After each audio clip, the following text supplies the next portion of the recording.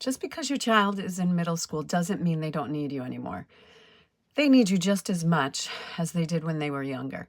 So your child who has dyslexia or maybe another disability that makes being in school difficult, your child gets off the bus at the end of the day and they are wired and they're stressed and they're exhausted. And they're exhausted because it takes so much energy to hold themselves together while they are at school. I think specifically I'm talking about dyslexia and ADHD here. I have 30 years combined teaching special ed, reading, and working occupational therapy pediatric with pediatrics.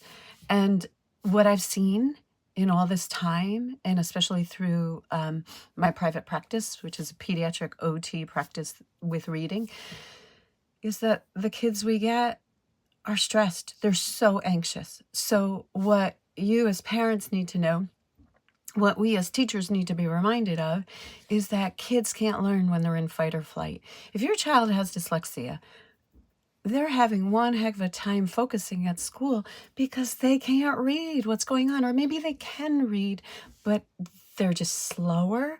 It takes them so much longer than their peers. That's panic. You know, can you put yourself in your child's shoes and see what it would be like? I went to Italy and France a few summers ago. And I just paid attention to the signs and tried to read what I could. And I realized, there's so much I couldn't read, even though, I had a general idea of both languages. There's so much that I couldn't follow, signs that I didn't know what they were saying. And I thought, okay, this is how our dyslexic readers feel. It's kind of scary. So when your child gets home from school, know that they've worked so hard to keep themselves focused and to do their best while they're in fight or flight. If your child has ADHD, it's a little different. They're working hard all day to keep their body contained, to sit still. Teachers say, sit still, sit up, stop jumping around, stop fidgeting.